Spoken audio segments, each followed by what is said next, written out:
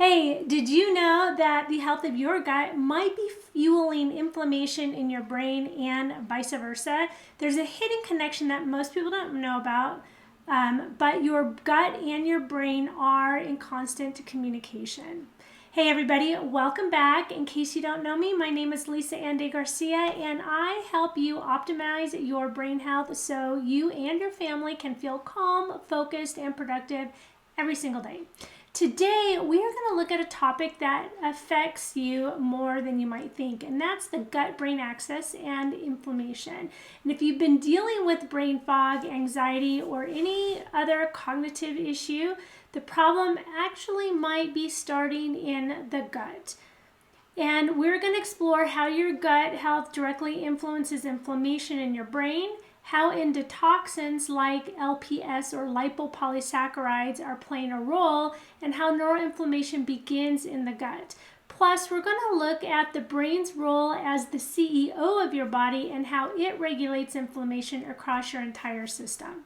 So if you're new here, please be sure to check out the first video in this series, Understanding Neuroinflammation, where we set the foundation of why inflammation is such a major concern for brain health.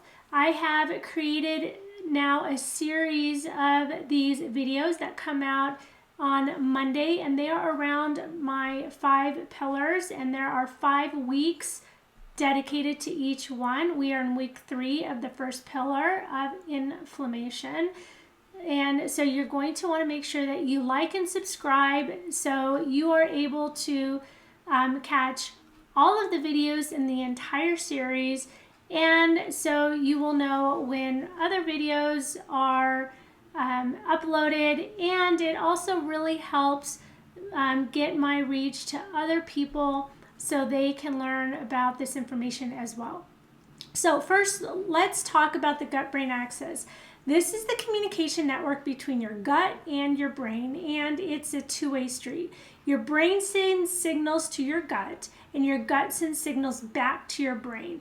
This means what's happening in your gut, like inflammation or an imbalanced bacteria, that can have a direct impact of your brain function. Likewise, stress and inflammation in the brain can influence how well your gut is operating. So one of the major players in connection with all this is called LPS or lipopolysaccharides. These are endotoxins or toxins that are produced by certain bacteria in your gut. And when your gut barrier is weakened, something we often refer to as the leaky gut, so you might have heard that before, LPS can enter your bloodstream and then travel to your brain, triggering neuroinflammation. And this is a hidden cause of many cognitive issues such as brain fog, anxiety, or even mood disorders.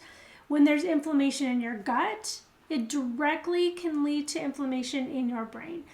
And the gut releases inflammatory markers that travel through and cross that blood-brain or travel through the bloodstream, and it crosses that blood-brain barrier, and it triggers brain-specific immune cells, and they set off inflammation in the brain. So over time, this damages brain cells.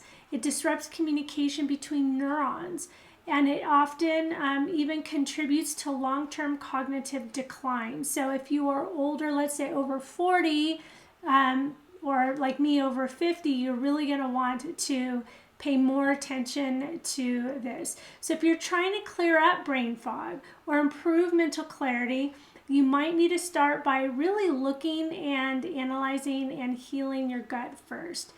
Something that people don't think about is the role that brain is playing in regulating the inflammation throughout the body. So a lot of people hear about the gut, but the brain also has a role, right? It's the CEO of your entire system. It signals the immune system to react.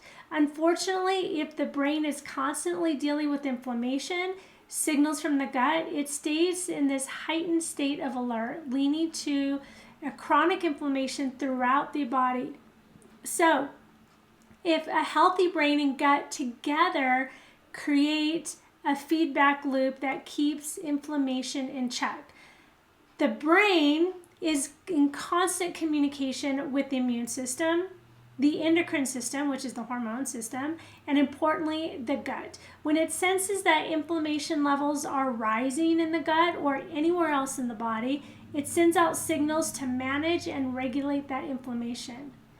However, when the brain is bombarded by constant signals of inflammation, like those from leaky gut or chronic stress, it can enter this state of heightened alert in a prolonged state of inflammation that kind of gets stuck in this cycle, and that can be extremely problematic. So in a healthy scenario, the brain detects minor inflammatory responses and initiates the body's healing mechanism. It tells the immune system to activate anti-inflammatory pathways, repair damaged tissues, restore balance. But when there's chronic inflammation, such as ongoing gut issues from endotoxins like LPS, the brain stays in a prolonged state of emergency. Over time, this chronic signaling can create a feedback loop of inflammation. The brain becomes overwhelmed, struggling to keep the rest of the body in check, leading to systemic inflammation. This regulation doesn't just stay in the gut. Chronic neuroinflammation, where the brain itself becomes inflamed, can set off a chain reaction affecting other areas of the body. The brain signals become misaligned, leading to issues with blood sugar regulation, immune responses, and even metabolic function. This explains why conditions like depression, anxiety, autoimmune diseases, and even neurodegenerative diseases are often linked to chronic inflammation. So the brain's role as a CEO isn't just about cognitive function, it's about orchestrating the body's inflammatory responses and ensuring systems stay balanced. And when that balance is disrupted, it affects everything from mood and energy levels to long-term health outcomes. To restore harmony, it is crucial to support both brain and gut health, addressing the root causes of inflammation so the brain can effectively perform its CEO duties and keep the body in optimal health. All right, now that we know how closely the gut and the brain are actually connected, then what can we do about it? First, focus on healing your gut. That is going to be a huge source of relief for your brain. It means eating a diet rich in prebiotics and probiotics to nourish healthy bacteria. So the probiotics are the bacteria. You're probably going to want to replenish that, especially if you've had antibiotics ever in your life, which is what my issue was when I was younger. I had a lot of antibiotics for like annual ear infections, and that just destroyed my gut. I just didn't realize that until recently. And prebiotics feed those probiotics so they can, so you're not just taking them and you need to fertilize them. So that's what the prebiotics do. And you are going to need to reduce inflammatory foods like sugars and processed grain and maybe even gluten and dairy and things like that. And then managing stress. On the brain side, you want to prioritize brain healthy practices like good sleep, stress management, and anti-inflammatory supplements like omega-3 and curcumin.